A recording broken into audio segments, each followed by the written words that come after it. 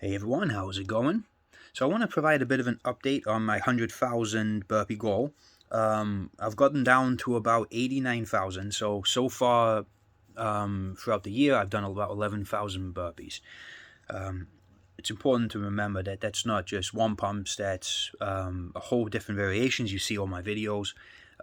Most of the time I'm doing 2 pump, 3 pump, 4 pump, high rep, Navy SEAL, stuff like that. So I haven't calculated this, but I reckon that's about 11,000 burpees and about 16,000 push-ups. I'm averaging around 1.6 push-ups per burpee in the sessions that I do.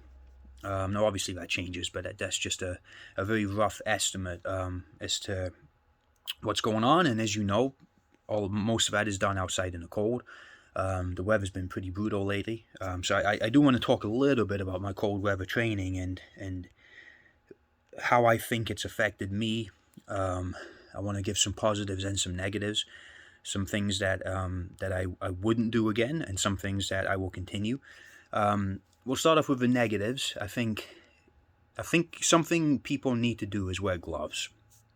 I think I haven't found too much of a difference between any noticeable difference to your hands and how they feel in the cold when you wear gloves and when you don't wear gloves. And wearing gloves protects your hands. Because in the brutal cold, I've been having a lot of problems with cuts and sores and stuff like that in my hands, which makes it incredibly uncomfortable to do everyday things. And you get them in the creases of your knuckles as well.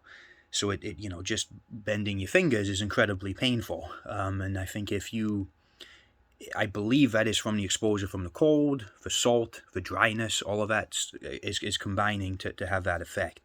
So next time I will wear gloves. The gloves that I have are not the best. They're just a pretty average pair. So I think for next winter, I'm going to have a much better pair of gloves designed for more active stuff. And to be honest with you, that's probably the only negative, is just protecting your hands. It's important to protect your hands. It's important to protect your feet, because those are the areas that get hit hardest in the cold, because you obviously can't pump blood to the extremities, and that has its effects. So I think it's if you're doing this, it's really important to go ahead and protect those areas of your body. The areas of your body that you don't need to protect as much are your chest, your torso, your legs, because they're able to regulate heat much better. So that's something that I found. I have absolutely loved the cold weather training. I've loved doing some of the meditations that I've done, even though they can be quite painful. If you focus your breathing and you do things properly and you prepare properly, you're able to kind of get through that. So that's been a lot of fun.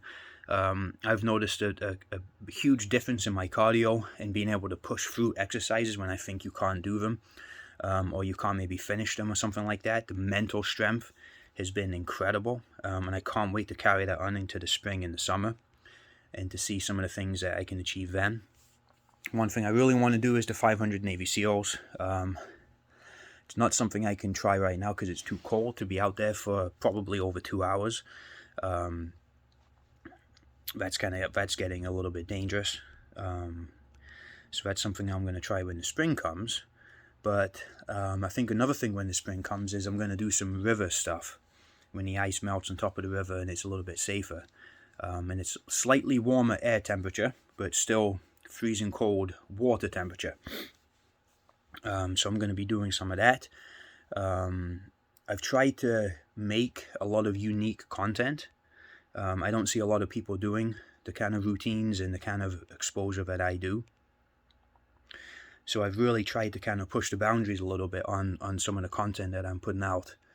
And you can look through YouTube, and I haven't found anybody doing 30-40 minute burpee sessions in -20 Celsius weather, jumping in the snow and using all of that at the end of a workout. It's none of that. I know that's, sometimes I dramatize it a little bit, but that's all part of the fun.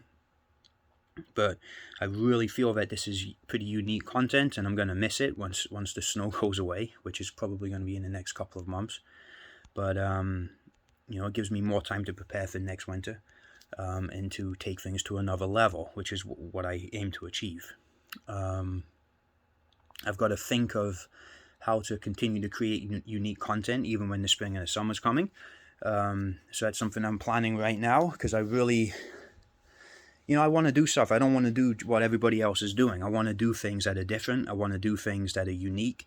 I want to create my own training programs, and my own version of them.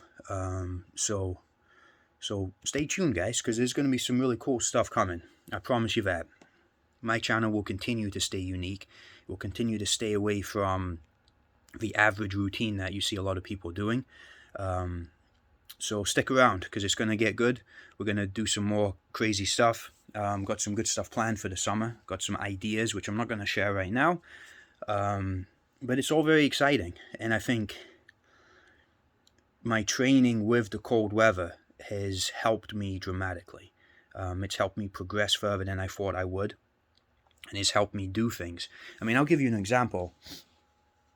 That day when it was raining and it was about 36, it was hovering just above freezing, and this was right before this big snowstorm we had. That feeling of warmth and comfortableness was quite overwhelming, because when I filmed that, when I cut that video, that 5-minute section from the end, I'd already done about 35 minutes of training. And in any other circumstance previous to my cold weather training, I would have been freezing cold. It would have been unbearable.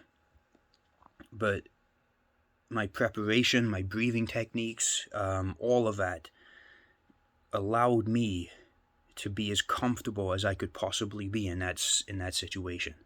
And that was an overwhelming realization for me that what I'm doing is working, what I'm doing is effective, and the way that I've done it is effective.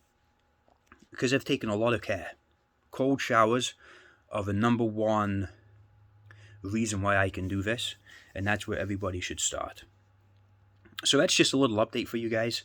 Update on the 100,000 burpees. We're at about 89,000 left for the year. I'm aiming to get 10,000 for the month of February, which is quite a goal. It's about 350 burpees average a day. But we're cracking on. Big shout out to Midlife Conquest. He's my good friend on Instagram. He is along on this journey with me, and he's keeping me motivated. He's a huge part of why I'm continuing to do this. So big shout out to you, brother. I appreciate everything that you're doing. And we're cracking on. We're cracking on, guys. So thank you for your support. I appreciate you all. We've got a lot of cool stuff coming. I've got a couple more things planned in this cold weather training that's going to be on the extreme side of things. So stay tuned for that. And again, thank you for your support, everyone. Cheers.